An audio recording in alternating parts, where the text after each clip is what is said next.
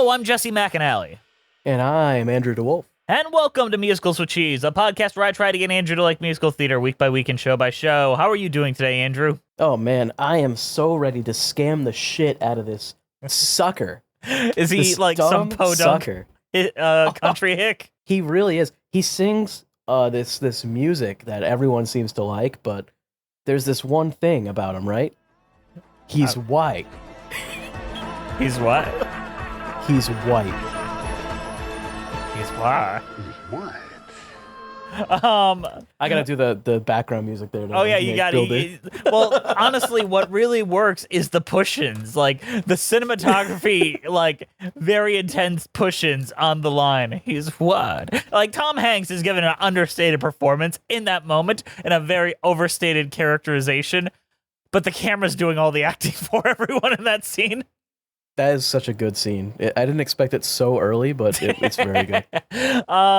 In case you haven't picked up what we're throwing down, about a year late, we are talking about Baz Luhrmann's Elvis film. Cue the music. Well, you may go to college, you may go to school, you may have a pink Cadillac, but don't you be nobody's fool now, baby. Come back, baby, come.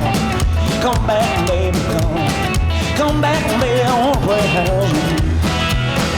So Elvis is a film written by Baz Luhrmann, Sam Bromwell, Craig Pierce, and Jeremy Donner, with music by Elliot Wheeler and music and lyrics by a collective assortment of people, ranging from like Elvis's songwriters to more modern folks, like Eminem or Dua Lipa. All the usuals, folks, like it's just a very strange little film. The film is based on the life of Elvis Presley. It was theatrically released in Australia on June 23rd, 2022, and United States on June 24th by Warner Brothers Pictures, who they're just having a great year, aren't they? It was previously scheduled to be released in October 2021, but being delayed to November due to COVID-19 pandemic. This story was based on the life of Elvis Presley as seen through the complicated relationship with his enigmatic manager, Colonel Tom Parker.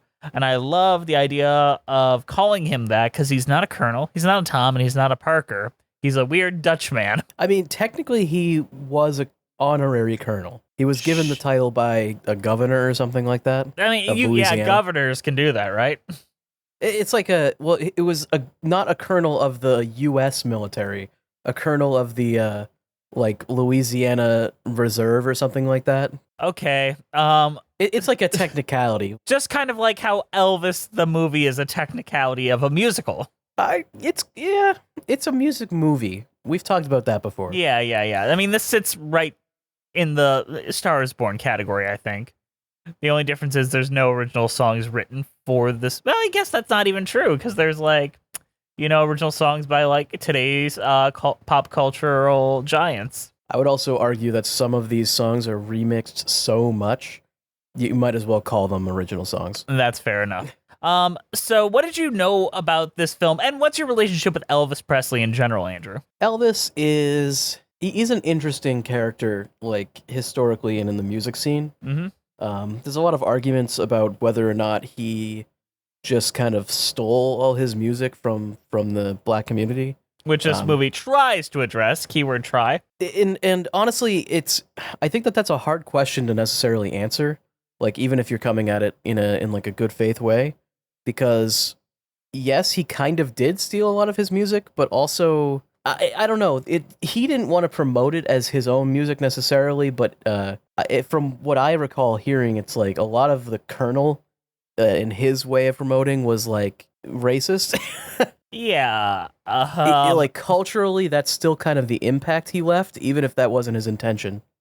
Yeah, I think Elvis Presley, I don't know, as a figure, sincerely, he's kind of been I won't say a blank spot for me. He is more, it's asking, my thoughts on Ronald McDonald, what's my thought on this cultural icon? He's no longer a human being anymore, certainly. He's just someone does a parody of in the Joseph and the Amazing Technicolor Dreamcoat. He is an iconography as opposed to a human being, and not gonna lie, this movie doesn't do much to make me think of him as a human being. Sort of sadly, but also maybe it's for the best, but the movie isn't really told from his perspective.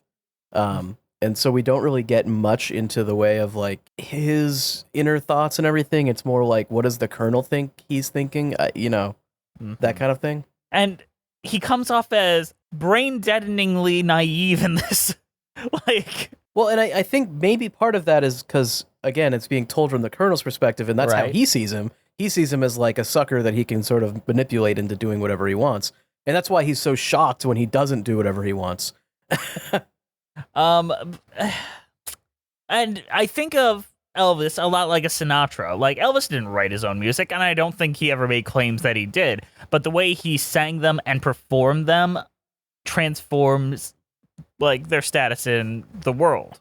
Yeah. He's a difficult figure, though, because you can't deny that most of his fame was probably because black artists at that time couldn't get famous off of their work and were seen as inappropriate to play on the radio and blah, blah, blah. So, of course, when Elvis does all of the same sort of stuff, he's allowed to get famous and he's allowed to be played on the radio and all of this. Even though he did also get some, like, he still got some pushback as being, like, inappropriate or whatever. But it was, like, it was much less. It was much less than, like... Even this movie tries to frame it as. Yeah. And this movie does try to, I won't say both sides issues, but does try to give some credence to some black artists. Like Little Richard and Big Mama Thornton do have places in it. And are major figures. B.B. King? Yeah, B.B. King in Elvis's life, but it does kind of ring hollow because Elvis didn't really bring people up with him in his fame and all that. In the real world, he couldn't. Well, he sort of tried some, but it's all like, scraps. Yeah. Like B.B. King, he gave some shows at his Vegas residency. He had B.B. King come and play some, but it's like, this is like nothing, this is like you have all of this fame and all of this, like, everything, and you're giving them your table scraps, Yeah. I mean, this film does a lot of things to kind of cover up the less appealing aspects of Elvis's personality. Take, for example, Priscilla Presley. This film frames them as being contemporaries when they meet. Would you agree? Do you know how old she was when he met her? Well, they say their ages in the movie, but I'm not even sure they're accurate. Isn't it like a 10 to 20 year difference? Yes, there is. When he first met her, she was 14, he was 24, and he moved her into Graceland not long after meeting her. Yeah, they certainly make it seem like it's more of a he was 34 and she was 24 kind of situation. Nope. Which is a big iffy thing, and I'm looking forward. I wouldn't say iffy. That's just straight up. You're covering up for essentially, pedophilia type stuff. Yeah, and that being said, later this year, or probably next year because, the strike's going on, Sofia Coppola is releasing a film called Priscilla, all about Priscilla Presley and her relationship to Elvis. I'd be interested to see that, and maybe we could discuss that as well. I would love to talk about that, just to find an excuse to talk about that, and I like Sofia Coppola as a director most times. But what did you think about this film? Because this is a very weird film, and we've touched on Baz Luhrmann like once in a commentary before. So he did Moulin Rouge, right? Mm-hmm. I mean, I think I've said it in the past. I'm not like huge on Moulin Rouge. I don't think it's amazing. I think it's got some interesting visuals and everything. Mm-hmm. I think everything about that works much better here. I don't know why. I don't know what it is. I think it's maybe just that they're doing like a biopic, and this is such so much more of an interesting way to do a biopic than just, straight historical facts. And we got somebody who can impersonate Freddie Mercury, and there you go. Yeah. And this doesn't quite follow the same trajectory as, say, a Bohemian Rhapsody or even like Rocket Man. This is not a traditional biopic, which is the best thing for Baz Luhrmann. Yeah, it's the best thing about it as well. Like, it honestly, I feel like I care more about Elvis because of this than I ever would have if they were just like, here's Elvis's life, and we got a guy who sounds like Elvis to do it. Like, A okay. famous guy that everyone knows is going to do this Elvis Presley impression. Like, I love John Carpenter. I love Kurt Russell. His version of Elvis starring Kurt Russell is unwatchable because all I see is Kurt Russell doing an Elvis impression. Yeah, which you can go to Vegas and get that experience if you want. Yes, exactly. That being said, I think if this were like, you need, okay, there are two perfect films for Baz Luhrmann, and he has made both of them like things that would suit his sensibilities. The first one is The Great Gatsby. That is a very style over substance book, and he turns it into a very style over substance film, and it is the most accurate way to interpret the book to screen, and I thought that was a brilliant choice. And he takes it all the way up to 11 there. Here, every transition is the most wild transition you've ever seen, and it keeps topping itself. Absolutely, like you go into the movie immediately, it's just like, what the fuck? Like we're spinning around, the hotel is falling into somebody's eyeball. Like what is happening? And it's not like it's just done for the sake of it. It does get you more engaged into the story because you have to kind of engage and pay attention rather than just be like, well, all right, washed over me. Wait, tell me when Freddie Mercury gets his AIDS diagnosis and then recreate the iconic moments. I also think that because it's so stylized, it can kind of do like a more broad strokes kind of biography because, I mean, if we're talking like historical realism, I don't think this movie is particularly accurate. It's not horribly inaccurate, but it definitely, I mean, there's, I guess, spoilers or whatever. Elvis dies in real life. Elvis never fires Colonel Tom Parker, ever. And no one found out about his background until the 80s. Yeah, so like all of that is completely untrue, but it's just like, it's so stylized you can almost forgive it because it's not presenting itself as real life. Okay, you know? That I want to clarify. He kind of did, but not for the reasons presented in the movie. Not in the way that it happened. Not at all. It was still live, and he did still kind of fire him publicly, but it was because of the treatment of like staff at his Las Vegas residency. It was much more complicated than that. Yeah, the way that they're presenting it is very just simplified. You betrayed me, like movie stuff. Yeah, which again, I think it's kind of fine, and I'm not even really upset that it's not super accurate because, well, one, not many people really care about Elvis anymore. You know, I wouldn't say that. This film was really opened up a lot of love for that person. I think that this movie maybe brought it back a bit for the modern age, but I want to say, and this movie even touches on it a little bit, but the Beatles sort of like just overshadowed Elvis like in every way. Like Elvis was like this big thing, and then the Beatles happened, and the Beatles are still remembered really fondly all the way to now. Like I was just at fucking work, and somebody was listening to the fucking Beatles on like full blast. And they asked me if I knew who they were. And it's like, are you kidding me? That is kind of the only thing from that like mid to early 20th century that is still in the zeitgeist as much. Like Elvis is gone. Like nobody listens to fucking Elvis. Like some people do, but my parents do. Everyone's parents does. Yeah, Christmas time, I guess. I mean, I guess they are. And the thing about the Beatles is they didn't really do much Christmas music until their solo careers, and then we get the worst versions of their Christmas. Oh yeah, we get the worst Christmas song ever. We get two of the worst Christmas songs ever. Simply having a wonder. And he wrote that in 5 minutes for a cash grab because he knew he would get plays every single year. Yes, but he said, I was just trying to figure out how my synthesizer worked. It's literally the reason why he wrote that song. Which is like, I was trying to figure out how my synth worked, and also like if I wrote a Christmas song, I would make a shit ton of money. So, yes, and yes, but also John Lennon's garbage song, and so this is Christmas, and what have you done? I think those are two of the worst holiday songs ever written, and they get the most they both play. Get play all the time. Elvis's Christmas songs are actually pretty good. Here comes, and they're all very distinctly him. Like no one does Here Comes Santa Claus like he does, and no one does Blue Christmas like he does.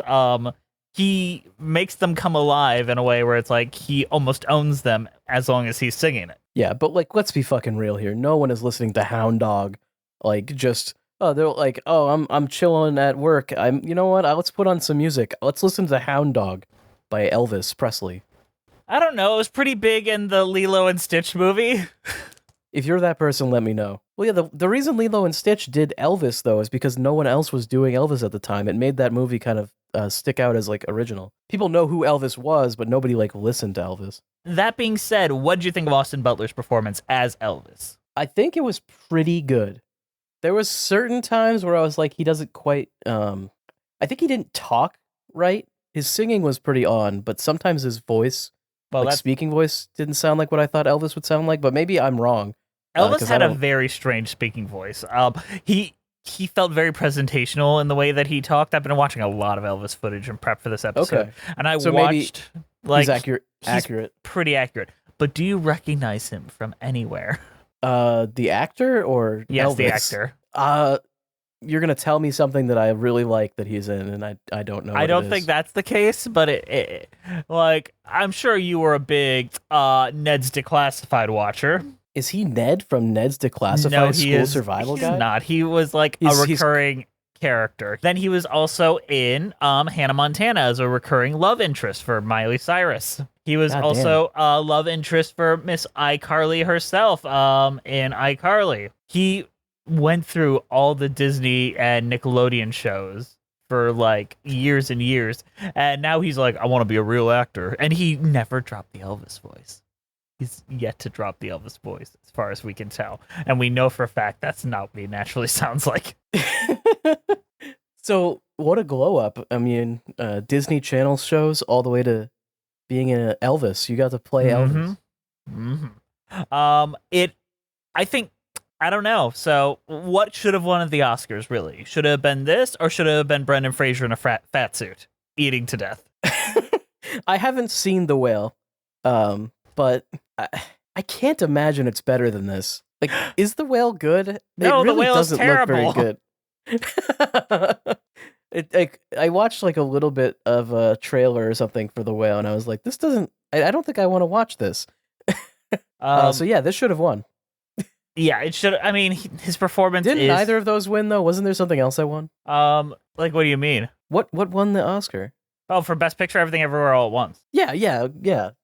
Which that deserves it. I mean, man, yeah. Yeah, Everything Everywhere All at Once deserves it. I'm just saying, if we're gonna be giving Best Actor to someone not in that movie, which yeah, there's no Best Actor in that movie. Give it to Austin Butler. He literally became Elvis for a year. Don't give it to Tom Hanks, though, because goddamn, what the fuck is his accent? How have we not talked about Mr. Hanks, Chet Hanks' father himself? Tom Hanks, most famous for being Chet Hanks' father. That's true. Chet Hanks, the most notable Hanks out there.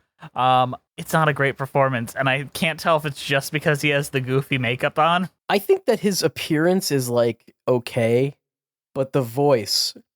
He cannot figure out what his accent is supposed to be. It's like Dutch mixed with Southern, and it confuses I thought he was trying to do Irish. Straight up. I thought he was trying to be Irish. Like, it doesn't... Maybe he's being incredibly accurate to what that person actually sounded like, but maybe that's not what's important. It is not, because he just kind of sounds like weirdly old and Southern based on interviews. He's like, I was friends with Elvis all my life, and... Yeah, he probably does a Southern accent on purpose. Because that's literally that's who this guy is, right? Because what did he say? I'm from Huntington, West Virginia. Come on. Yeah, but he's talking in like this weird Irish. I'm wondering maybe that's intentional. We're supposed to like see him as a fraud. Like, we're not sure what he is. Like a fraud Spider-Man. But I don't know. I feel like he should have just sounded Southern. Yeah, I mean, I can't even tell because every interview with Tom Hanks is like, oh yeah, he's definitely a bad guy. You know, he's not a good guy. I'm not sympathetic with him. He did what he did. Like, you know, I just came into this because he's a liar. And I thought, wouldn't it be great to play a big old Hollywood villain? I just think he's a very interesting guy. I think I would have liked to see even more of him, really. But I would like to have seen less of the accent. I love the con man stuff. I think my favorite parts with him are literally in the first third, where the weird Christian country singer is like, I'm coming in on an elephant. Yes, elephants always draw attention. And Jodie Smith-McPhee, who is like incredible in The Power of the Dog, has a 5-second role as just the one that says, that's the thing, he's white. That is an incredible scene. Like that entire we already talked about that at the very beginning. Yes, we did. That scene makes the entire movie. But also I think that those early scenes are really, really good. Every scene before he actually signs Elvis is shot like a horror film, with him like stalking in the shadows, like staring between things, and like he follows him into a mirror maze, and that's where he like officially meets him. Yeah. This film is not a subtle story. No, not at all. Which also could be a detriment, where it's like from moment one you know exactly where the narrative is going, but it tells it in such an extravagant way that you don't really mind. It's a fun watch. It sincerely is. Austin Butler, for the first third of the film, when he's young Elvis, he is doing all of his own singing. After the comeback concert, he basically is dubbed by the real Elvis Presley. And sincerely, you can't really tell. There's a good mix between when it is him and when it is Elvis after that point, but most of the time it's Elvis recording. So they did actual recordings from the Elvis. Yes, his concerts and all that. And that's what you're supposed to do. I think for biopics, like, the worst one is, like, I really hate what they did in Bohemian Rhapsody, where it's just anytime he sings, it's just a Freddie Mercury recording, pristine and perfect. Bohemian Rhapsody is just not very good. Have you seen it? Yes. Yikes, right? I have actually seen it now. I didn't like it. That movie's gibberish. It's like the film equivalent of slamming hands on a piano. Didn't it win an award for editing as well? Best editing and best actor. I mean, best actor, like, you can argue or whatever. There's no way that deserved best editing, though. Like, I don't know in what universe you could possibly even argue that. The thing about the Academy is it is a mass of people, and a lot of folks think the most editing is the best editing. And the same for acting. They think the most acting is the best acting. So just overacting things and over-editing things is just, that's good because more. Yeah. It's not wrong. And it's worse at the local levels if you're in film festivals and all that. But we have our opinions. How about we compare our thoughts to those of the true critics of the people over at Letterboxd.com? It's time for previews. It's time for previews. It's time for previews. All right, Andrew, are you ready? This is the Letterboxd game, 1-star or 5-star, where I read real reviews from Letterboxd.com to Andrew, and he has to guess whether it's a 1-star or 5-star. Are you ready? A movie like this, I'm sure there's some very sane responses, so. All right, number 1. Austin Butler needs to fill up my bussy. 5 stars. That is a 1-star. Dude, like, who's writing this shit? Like, you write that and you give the movie a 1-star? Like, get the fuck out of here. I wrote it. He held his hand up. He wrote it. I mean, I just kind of threw a thing, though. I hope Baz Luhrmann knows he's paying for my paying personally for my therapy. Oh, God. If it hurt you that bad, 5? That is correct. I don't know. Sometimes you just gotta do the opposite of what it seems like it should be. Yeah, you're not wrong. He done came back from the grave to clown on Priscilla Presley once again. Well, she's getting her revenge next year or whenever that movie's coming out, I guess. Yeah. Probably not next year, actually. All the movies you're excited for by the end of the year have no plans on seeing them. Just make Don't peace plan with on your watching God. Any movie. Oppenheimer was the last film you're gonna get to see. Barbie was the last film you're gonna get to see. All of them are getting pushed COVID style. Oppenheimer and Barbie will be in theaters for the next year and a half. Okay, I'm a little pissed. So there's 2 screens. Wait, let me give a 1-star or 5-star before we forget what this one is. We're gonna do 5. That is correct. Yes. Oppenheimer's showing in only 2 screens in 70mm in Michigan, 1 in Detroit, 1 in Grand Rapids, which is about 3 hours away from me. Both of them are sold out for their entire runs, including like Tuesday at 3 p.m. afternoons. And apparently, Jesus. One of them is at the Detroit Science Center, which is where I was aiming to go. And I was like, all right, I'll find out the time, but just let me get through this weekend. And all sold out. People have reached out via email like, hey, you're going to extend? And they're like, no, they're fucking destroying our theater. Like, no, we're used to showing like IMAX shorts. People are bringing their own food and shit. We don't have Goddamn. concessions. We're a museum. Yeah, fair enough. So you're gonna have to drive to fucking Grand Rapids because that one probably will extend. Yeah, I hope it'll extend. I hope, like, you know, if it does go the rest of the year and I get to see it in like proper 70mm, that'd be great because I missed the Hateful Eight when they did that. Next one though, I didn't know Doja Cat had been around since the 1950s. I don't know what Doja Cat is, so I'm gonna give it 1. That is correct. Ooh, I'm on a roll. Okay, You are. Do I need to say anything? 5 stars. The movie speaks for itself. That is correct. And last Oh, one. shit. Okay. Congrats to Baz Luhrmann for making the world's first 2.5-hour movie trailer. Which I get. That is a fair critique. Yeah, it is sort of edited in that way, and like, okay, that sounds like a negative. I'm gonna go 1. We're gonna. That was a 5-star. Fuck me. Of And course that it is was. a letterbox game. Woo! I think I did pretty good there, though. You did pretty good. I only got 2 wrong. I was pretty impressed at the streak you were having. How about we go into a mid-show and then we talk about some of these song sequences?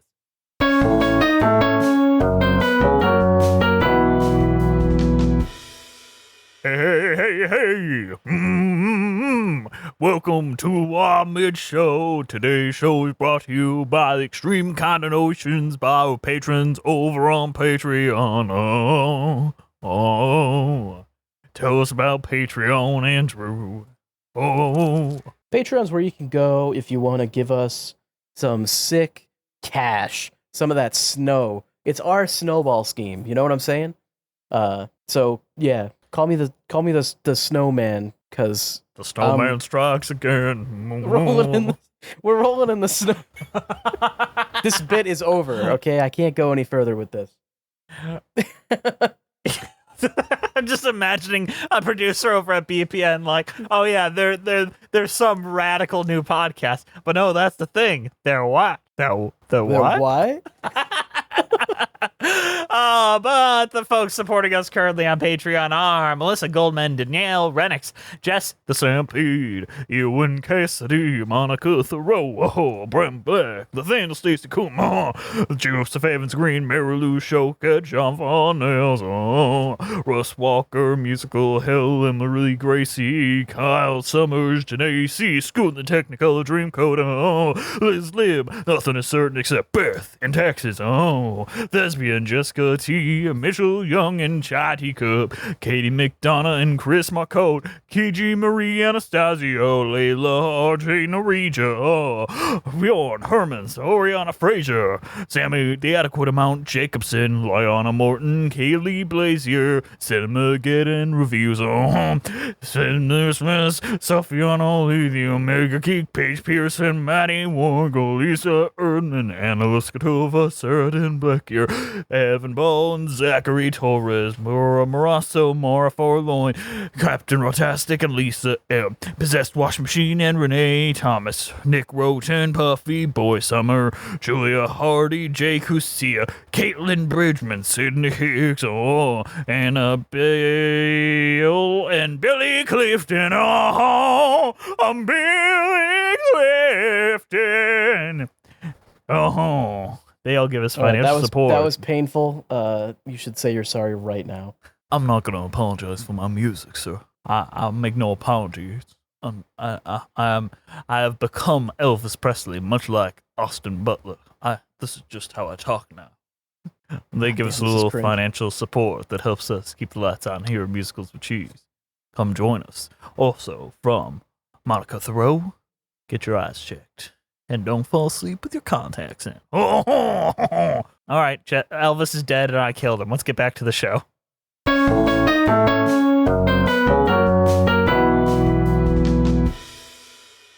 So, this is where it gets difficult because the main things I really want to talk about are the times where we actually let a number exist. Like the Elvis's opening scene where we introduce him and we build him up for a minute and then we just let him perform is probably one of the best musical numbers I've seen on screen in years.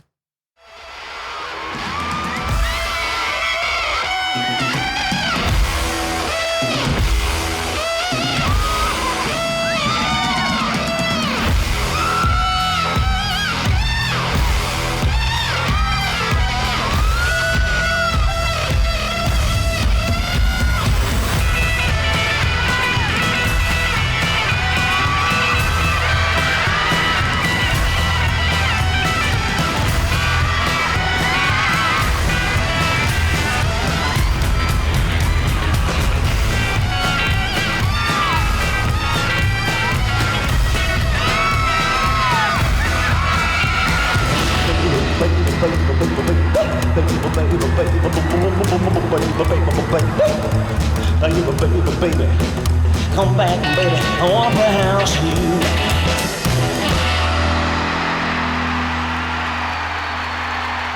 I am talking about when Colonel Tom Parker is building him up, and he's like, "Who is this man? What's going on with this guy? Like, he looked like nothing I had ever seen before. Oh my gosh!" And then we flash back and we see him pretending to be Shazam from the DC universe, and then we just have like, what's the song called? It's like, "Oh baby, baby, baby." It's Elvis's first song that he ever recorded, isn't it? Oh. No, it's Pink Cadillac. I'm 100% sure of this because I have the film up right now. When he first performs Pink Cadillac, it is truly a mesmerizing moment. Editor's note, this song is called Baby Let's Play House, not Pink Cadillac. Jess is just wrong. Are you sure? Yes. Okay, I'll trust you. But Absolutely, if you're certain. wrong, I will embarrass you in the editing.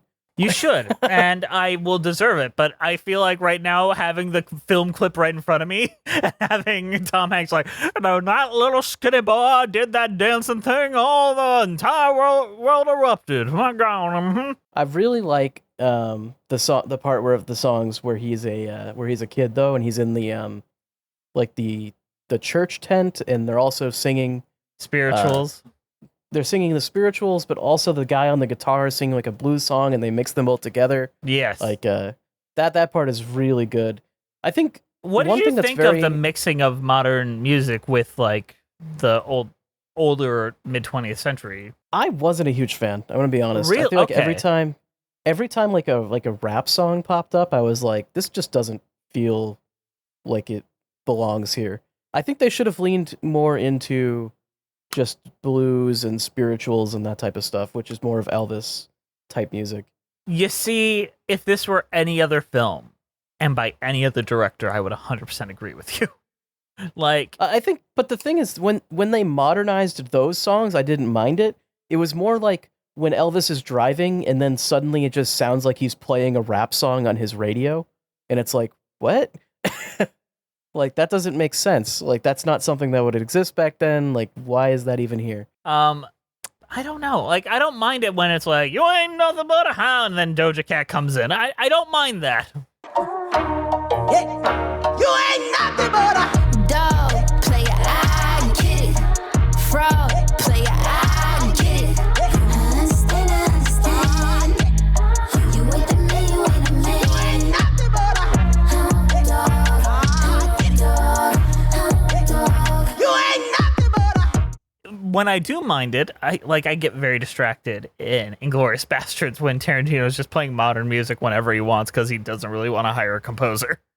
Like, that distracts the fuck out of me. But here it's like, no, it is the present commenting on the past and showing its influences the same way Elvis showed his influences to his past and all that sort of things.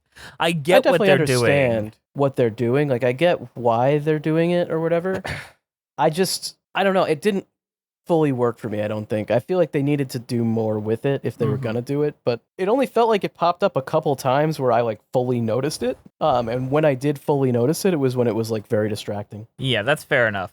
Let's talk about the 68 comeback special, like, series of songs and sequence altogether, which is, I would call it like, it could have probably been its own little short film as opposed to like a proper narrative in the middle of the story. I thought that the whole comeback special part was great. And it's kind of like it feels like Elvis's like last hurrah before he gets dragged back down by the colonel. Yeah. You know? And Yeah. then you've got like it finally building up to If I Can Dream, where it is, well, they did some, storytelling trickery to make you think like RFK got shot while they were filming it, which is decidedly not true. There must be peace and understanding sometime. Strong winds of promise that will blow away the doubt and fear. If I can dream of a warmer sun where hope keeps shining on everyone, tell me why. Oh, why? Oh, I want that sun up here.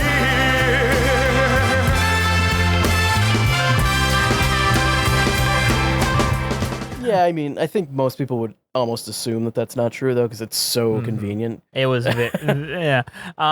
Let's talk about, let's go down a tangent hole that I really want to talk about, and I don't think anyone else is. So you know that producer that like Elvis meets with on the top of the Hollywood sign, and is like, you're cheesy, you're bad, you suck. We got to make you edgy again. Go back home and all that. Yeah. He's a notable person in television, as far as I'm concerned. The character is Steve Binder, who is a real life producer, writer, and director of television, especially in the mid 20th century, and was involved with a lot of holiday specials. One in particular, he was the director of the Star Wars holiday special and portrayed Beautiful. in this movie as this like edgy, like, no, we gotta do this. And like literally 10 years to almost to the day after he's doing this Elvis special, he is directing the infamous Star Wars holiday special. And So now he somehow saves Elvis's career in a way. and nearly and then destroys Star also Wars. Nearly destroys Star Wars. 10 years apart. Honestly, I want that film. I want the film about how the Star Wars holiday special came to be. Get the same actor that plays Steve Binder, and just put him in another like spin-off universe. And then all the trades will be like spin-off of Baz Luhrmann's Elvis coming out next It's a year. spin-off, and it's called Chewy or something like that. Or Lumpy. Lumpy, a Star Wars story. They do the trailer, like they have like Lumpy up by the Hollywood sign, and he's like No, you're not cool anymore. it's your time to get out of your father's shadow. You ready to star in your own holiday special? And lights LUMPY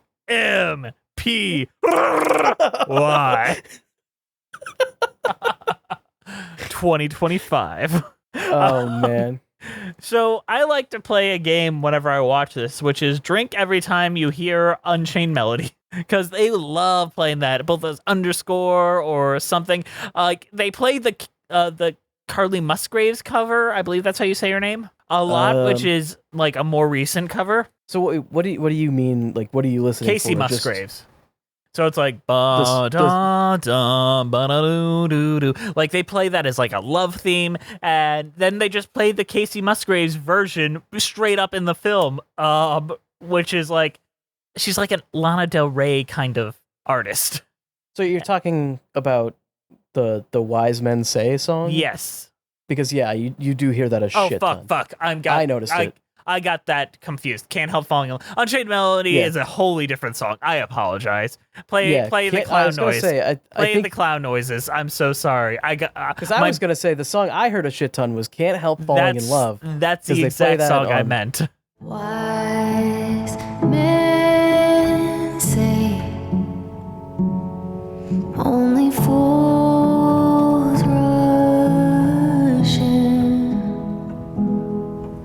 but I can't help falling in love with you. on strings and like just have so many versions of that. And yeah, it is like the love theme, and it's his theme between him and the audience as well. And I got real sick of hearing "Can't Help Falling in Love" like 1,000 times. Wise men say. I don't know if it's because I've shot too many weddings and I'm so sick of hearing the Casey Musgraves cover that every time I hear it, it is like triggering to the back of my head. It is probably Elvis's like most famous song in a way. Outside of like the Christmas stuff, yeah. Well, yeah, but like normal songs, yeah. But then you've got Unchained Melody, which I feel like most covers don't even use. Like most people don't even use the Elvis version of that. Like most people think of the one from Ghost. Time goes by so slowly, and time can do so much for you. Still mine, I need your love. I need I mean, all of Elvis's songs are covers anyway, so you know what? It's only fair that other covers overshadow his covers. Yeah, I guess that's a true. Like, but no one's ever tried to do a cover of Hound Dog or Blue Suede Shoes or Jailhouse Rock and even touched it. Heartbreak Hotel is another one where it's like, that is just Elvis's song. Whereas a lot of these other ones don't quite have that same, like, untouchability. Am I alone in Suspicious Minds being my favorite Elvis song? We're caught in a trap. I can't walk out because I love you too much, baby. Why can't you see what's it doing to me? When you don't believe a word I'm saying. We can't go on together with suspicious minds, and we can't build our dreams on suspicious minds. No, I think that one's pretty good. It's very underrated. Although, honestly, I don't think I've ever heard If I Can Dream, and I heard it in this, and I was like, dang, that's actually really good. I feel like it's just too much of a downer. I guess, but I mean, contextually, like, if it really is like his version of a protest song, that's kind of not a downer. I don't know. But If I Can Dream, okay, I want to talk about the TV special a little bit. Sure. It is a very strange watch. The actual TV special, not the... I watched the 1968 special, and I don't think it's effective in making him seem edgy or any of the other things that the movie frames it as, but more that it makes him seem likable and down to earth, and it's the in-between stuff where he's just fucking around with the audience and talking to his bandmates. That's the stuff where I'm like, oh, this is really shining, and then he obviously will take the microphone and just go singing around.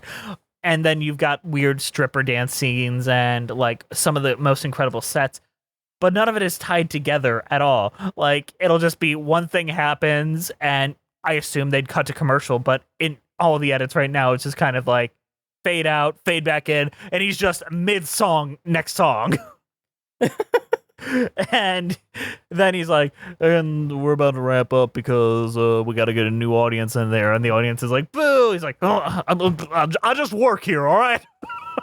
Like, little charming things that I'm like. And everyone's always so like, in the movie, they're like, he's going to do a Christmas song. He's going to do a Christmas song. And he's just in a circle with his band. Each one of them has a microphone to his lips. And he's just finished like a set of 3 songs. And he's like, you know, Blue Christmas is my favorite Christmas song. And he just goes into it, and then that is as Christmassy as it gets. It's a Christmas special. I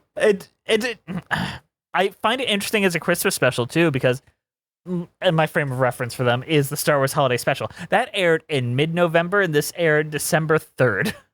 So they were getting close to that December deadline, is all I'm saying. Do you think the backstory was true, like that he went behind the Colonel's back and made it into not a Christmas special? And kind all that? of. So, Steve Binder, who worked with Elvis, was like, I don't think a Christmas special is going to do anything good. Do you want to do something a little wilder? And Elvis was like, yeah, I do. And so they just kind of didn't invite Colonel to the recording and told him different days for when they were shooting it. They just fucking lied to him. Yeah, so they just so it's not as traumatic as it is in the movie where he's like, no, stop this. But there was like threatened of lawsuits, and then it aired, and then they're like, fuck it. If we're making money, it's good. Like it did so well, it doesn't matter. Yeah, kind of. Do you think that in like real life, Elvis knew how badly he was getting screwed by the Colonel? Do you think he was just friends with the Colonel and like let him have they were friends. a lot of money? But like, what is the deal? Because he got a shit deal because they split the money like 50-50, and then the Colonel kept all the money from merchandising as well. Yes. Like, holy shit, what a bad deal. I feel like Elvis, like, the thing about Elvis is he seemed to have let his family run a lot of the business side as opposed to hiring professionals. And, you know, that's not always the best way to go about it because you'll get easily screwed that way.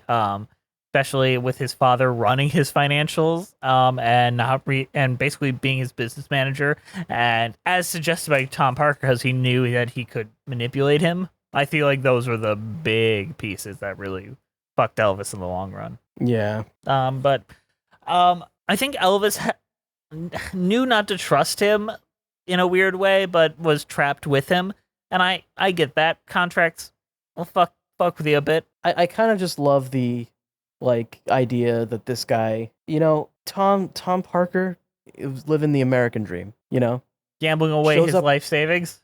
shows up with nothing, and then somehow ends up being so rich that he can gamble for the rest of his life and still One of the still die in 1999 or something like that. outlive his meal ticket by many decades. Yes. And the interviews post Elvis's death, where they're like, people tell us that Elvis's success was 50-50, 50% Elvis Presley and 50% Tom Parker. Would you say he's like, no, it was mostly all Elvis Presley. Literally all I did was just sell the merch and book the shows. Don't you dare try to claim that he wasn't what he was. I think he feels bad now that Elvis is dead. I He mean, feels a little bad about it. I was shocked because the way that this movie portrays him and all that, guiltless monster, I don't know. I don't think he's that villainous in real life, but I think he did screw somebody over, Oh, and it was probably definitely. because he was a con man. And maybe now that he's already done it and Elvis died, and He's reaped all the benefits. he's probably feels a little bad about it. Well, in the 80s, after everything got revealed of Tom Parker's not having a passport and all this, the licensing and rights to Elvis Presley's effects went back to his family after many lawsuits settled out of court. So he was no longer involved in that. He just got a payout and lived off that till he died. I kind of love the reveal of him not being a American citizen or whatever, and not having anything like that. Because if you didn't actually know about it, which I kind of didn't, honestly, Right. it sort of makes a lot of things that didn't make sense start making sense. Why wouldn't he want him to do a big tour? Why is he so worried about the police backlash when he's clearly very willing to push boundaries and stuff? And it's because it's he doesn't want to get arrested because he's not a citizen. He'll get deported. He doesn't have a passport, so he can't leave the country. It's all of these things that are My favorite part of real life, and they never bring this up in the movie, is when he got sued by Elvis's company and they find out all of his stuff. He tried to claim diplomatic immunity because he is a man of no nations. He pulled what are those people called? Sovereign citizens, they call Yes. themselves. He pulled that card but for real, and then he got away with it because he's rich. So. Wouldn't it be great to have money? The justice system is literally just set up to let rich people do anything they want. I do think this will be my last topic before we wrap up. The thing that fucked with me the most when I saw this in theaters and I was talking to my girlfriend on the way home, Mike, he was basically imprisoned in Las Vegas in that residency forever. And it became the place that worshipped him the most and where his iconography will forever be, despite him wanting to be in Graceland the whole time and that being the Mecca he wanted. Where are all the impersonators? Where are all the tributes? Where is everything? Everything is in Vegas, the place that he was basically imprisoned. Well, in a way, it makes sense because Graceland is open to the public and is one of the most visited Yes. houses in the world. So, in a way, Vegas gets the cheap, shitty Elvis, and Graceland got the real deal. The emotional connection, Elvis. Yeah. So this film was oversaw by Elvis's family, his daughter Lisa Marie, who tragically died 2 or 3 weeks right after the film premiered. Her last appearance was at the film premiere Jeez. of bowel obstruction. The same. Is it genetic? Yeah, and they just announced that a week or two ago, and I saw it on the news. I was like, "Oh, is no one gonna point this out?" Jesus Christ. Is it genetic?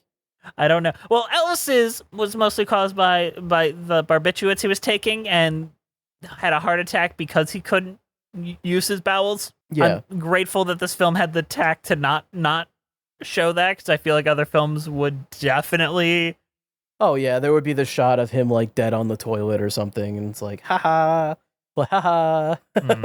You just play that for a cheap little laugh or whatever. Oh my lord. Oh! And, they put fart noises and it would turn into a Red Letter Media skit. Or it would look like the end of Escape from Tomorrow. Either way, Andrew, what is your overall thoughts on Elvis and your cheese rating? Well, my overall thoughts on Elvis is that it was pretty good, honestly. I didn't expect it to be as good as it was, honestly. I really thought it was going to be kind of like too over the top or silly.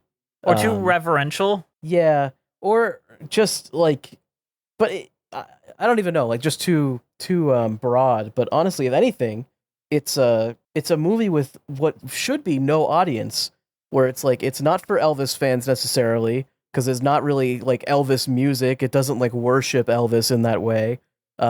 And who else would it be for if it's not for them? But then everyone liked it anyways because it's just a good movie. I posted this on Twitter, but I also sent it to you first.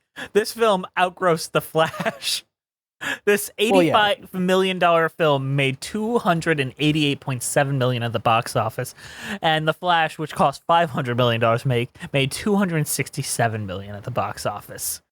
Okay, well, The Flash looks like it sucks ass, whereas Elvis, I mean, come on. The Elvis had one of the best trailers ever made, and the film reflects that trailer. What I think I really like about Elvis is that it's a movie that was willing to do some weird shit.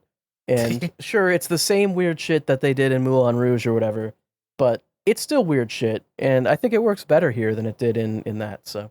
Imagine if Baz Luhrmann was hired to do a Marvel movie. Oh, bro, I would watch, like, that would actually be really good for, like, one of these multiverse movies that they're trying to fucking make.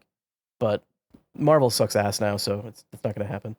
And as far as a cheese rating, I'm going to give it the Elvis grilled cheese sandwich, which is a peanut butter, bacon, and banana grilled cheese. Sounds absolutely fucking disgusting, but it honestly kind of fits for this movie because it's just a mishmash of random shit that somehow I guess Elvis really enjoyed. So, one of the trivia pieces on IMDb is they do not show him making his classic sandwich, the grilled cheese with bacon or with the bacon, with peanut butter and bacon. banana. It is bacon. Oh, peanut butter, bacon, and banana. There is bacon in there. Throw up. I really like the Elvis movie. I think it's a good watch. Like, I watched it in theaters, so I was like, that was fine. Then I watched it again at home, and I enjoyed it a lot more on the second watch. So even if you saw it the first time, you're like, I don't know if this is my thing, give it another round. I think it's a lot more entertaining and engaging the second time. The only problem is Tom Hanks' performance is distracting, and I guess once you've kind of let that sink in and flow over you, you get over that. Yeah, that is the one downside. Tom Hanks, like, I don't think he's a bad actor, but I don't know what the fuck he was doing with that voice. You should have run it by Chet first. Chet would have told you, nah, Dad, don't do that. Chet would have said, don't do that. You should do a Jamaican accent instead. Here, let me show you. On that note, I am giving this everything bagel cheddar cheese because this film is kind of like a mishmash of everything. On that note, you know what else is a mishmash of everything? Our patrons? Our wonderful patrons, which is, we're trying to get, literally, as soon as we hang up with this, we're entering our Patreon meetup for this month. Thank you guys for listening. Please follow us on iTunes, Spotify at Musicals with Cheese. We're on Twitter at Cheesy Musicals. We're on Threads at Musicals with Cheese, Patreon Musicals with Cheese, Instagram Musicals with Cheese, YouTube page Musicals with Cheese, Patreon podcast, Patreon with Cheese, email us at musicaltheaterlives@gmail.com. Our keeper of the cheese is Juliet Antonio. ASMR. Elvis is great. Andrew DeWolf edits the show. Our themes are created by Robyn, Nash, Music today. Thank you to the Broadway Podcast Network for having us on the platform. All right, you ready to go? Yeah, I'm ready to go. All right. We'll see you next time on Musicals with Cheese. We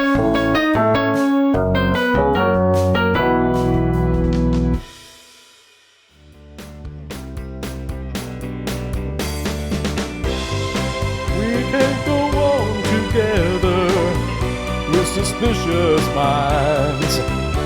That was good. And we can build our dreams on suspicious minds.